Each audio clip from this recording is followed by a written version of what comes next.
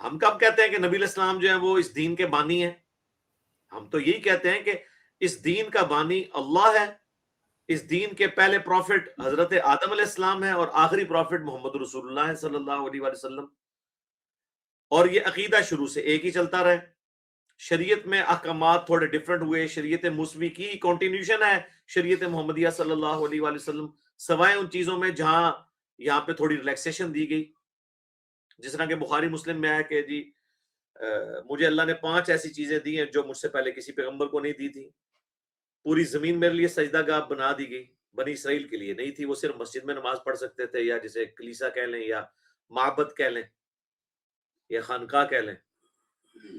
اور مال غنیمت میرے لیے حلال کیا گیا، جبکہ قرآن میں آتا ہے کہ اگلے زمانوں میں وہ اوپن ایریے میں رکھتے تھے. سورہ آل عمران میں آتا ہے قربانی یا اس طرح کی چیزیں تو آگ آگے جلا دیتی تھی، ان کے لیے مال غنیمت حلال نہیں تھا. نبی اسلام کی امت کے لیے حلال ہے.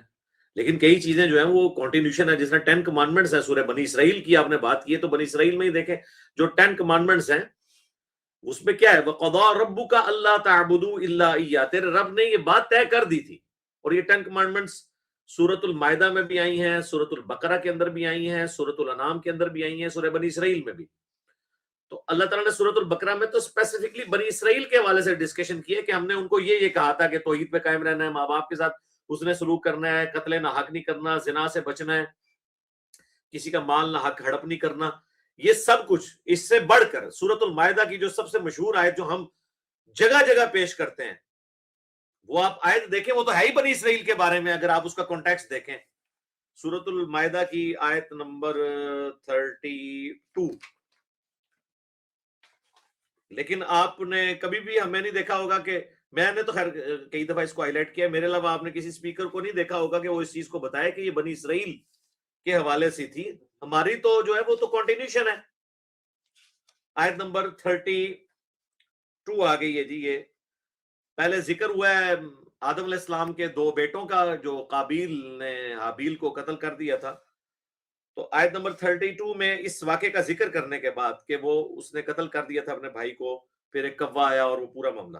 من اجل ذالک، بسبب اس کے، کتبنا علی بنی اسرائیل، ہم نے بنی اسرائیل کے اوپر یہ بات طے کر دی تھی، ان کی شریعت میں مقرر کر دی تھی، انہو من قتل نفسا بغیر نفس او فساد فی الارض، کہ اگر کسی نے کسی جان کو قتل کیا بغیر اس کے کہ قتل کے بدلے قتل ہو یا فساد فی الارض کے، یہ 2 ہی ایکسیپشن ہے.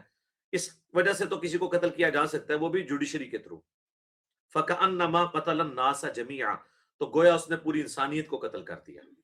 وَمَنْ أَحْيَاهَا فَكَأَنَّمَا أَحْيَا النَّاسَ جَمِيعًا، اور جس نے ایک زندگی کو بچایا گویا اس نے پوری انسانیت کو بچا لیا. تو یہ تو ہم بڑا فخر سے بتاتے ہیں جی، قرآن میں لکھا ہے جس نے ایک جان کو قتل کیا پوری انسانیت کو قتل کیا، جس نے ایک جان کو بچایا پوری انسانیت کو بچایا. اور یہ تو انسانیت کی بات ہے، صرف مسلمان کی بات نہیں ہوئی. تو یہ ہے کس کو ہوئی ہے؟ بنی اسرائیل کو. تو بنی اسرائیل کی جو شریعت ہے اس کی کنٹینیوشن ہے شریعت محمدیہ صلی اللہ علیہ وآلہ وسلم، لیکن اس میں کئی چیزیں امپرووڈ ہیں اس سے جو اس وقت نہیں تھی. تو ٹھیک ہے. باقی جو شیخ محمد صاحب کے والے سے میں کافی کل بول چکا ہوں کہ ان کے عقیدے کفری ہیں. اس کا یہ مطلب نہیں ہے کہ وہ جو کچھ کہہ رہے ہیں وہ غلط کہہ رہے ہیں. جو کچھ قرآن میں لکھا ہو تو میں بھی کہہ رہا ہوں، اگر یہ بات انہوں نے کی ہے تو یہ میں بھی کہہ رہا ہوں. ٹھیک ہے. تو باقی جو ان کے عقیدے کفری ہیں وہ تو کفری ہیں، وہ آپ خود پڑھیں قرآن، آپ کو پتہ چل جائے گا کس طریقے سے وہ ٹویسٹ کرتے ہیں. تو بس انتظار کریں کہ ان کے سبسکرائبر جو ہیں وہ لاکھوں میں چلے جائیں، تو پھر ہم انشاءاللہ اس کے اوپر کوئی تفصیلی بات ضرورت نہیں ہے کرنے کی.